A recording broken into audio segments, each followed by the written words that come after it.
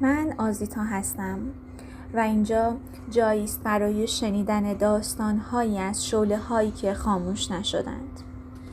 قسمت اول، شعله‌ای که از سکوت شروع شد. گاهی زندگی از جایی شروع می شود که هیچ کس فکرش را نمی کند.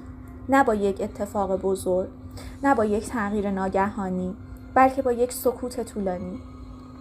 دختری بود که در میان شلوغی دنیا بیشتر از همه چیز در سکوت زندگی می کرد. او زیاد حرف نمی زد. نه اینکه چیزی برای گفتن نداشته باشد، بلکه احساس می کرد کسی واقعا گوش نمی دهد. روزها می گذشت.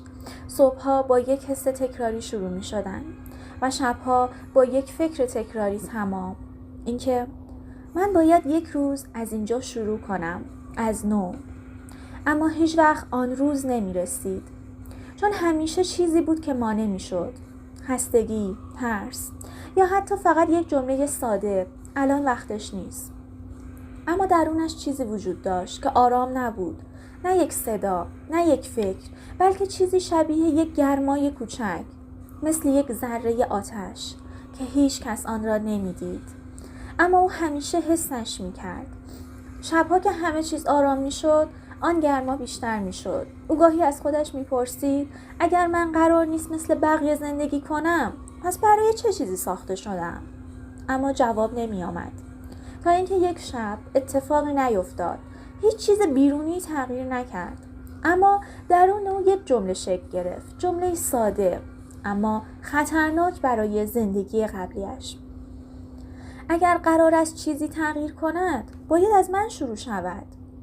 آن شب برای اولین بار بعد از مدت‌ها او به جای فکر کردن به این که نمیتوانم، فقط یک کار کوچک کرد. یک صفحه نوشت. فقط یک صفحه، نه بیشتر.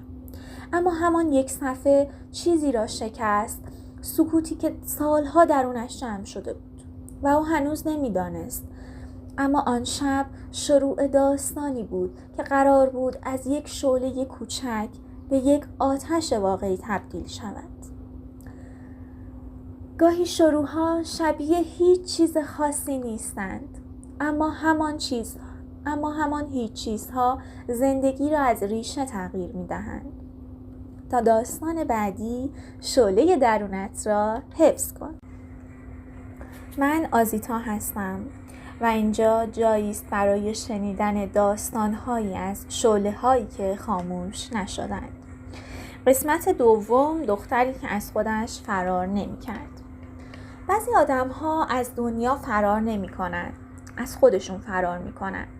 از فکرهایی که شب‌ها رهایشان نمی‌کند. از حس‌هایی که اسم ندارند.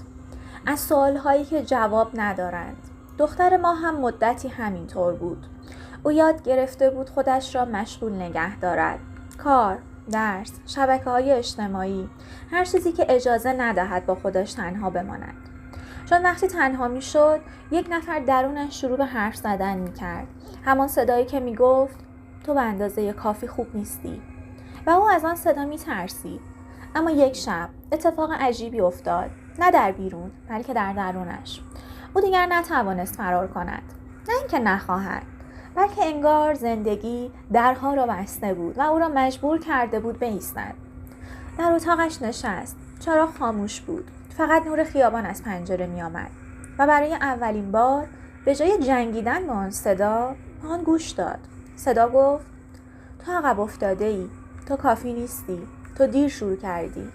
اما این بار یک اتفاق جدید افتاد. او جواب نداد. فرار نکرد. فقط گوش داد. و بعد آرام گفت باشه، شنیدمت، اما تو من نیستی. آن لحظه هیچ اتفاق بیرونی نیفتاد. اما درونش چیزی شکست. ترسی که سالها فرمان روایی میکرد و جایش رو چیزی گرفت. آرام، ضعیف در ظاهر، اما واقعی. جرأت. گاهی پیروزی جنگیدن نیست. فقط ایستادن و فرار نکردن است. تا داستان بعدی، شعله درونت را حفظ کن. من آزیتا هستم و اینجا جایی است برای شنیدن داستان‌هایی از شعله‌هایی که خاموش نشدند. قسمت سوم، اولین قدم. همه فکر می‌کنند تغییر باید بزرگ باشد. تصمیم‌های بزرگ، جهش‌های بزرگ، زندگی‌های ناگهانی جدید. اما حقیقت آرامتر از این حرف هاست. دختر ما هنوز تغییر نکرده بود، نه کاملا. هنوز ترس داشت، هنوز شک داشت، هنوز نمیدانست دارد چه کار میکند. اما یک چیز فرق کرده بود. او دیگر منتظر زمان مناسب نبود. چون فهمیده بود زمان مناسب وجود ندارد. فقط یک لحظه وجود دارد.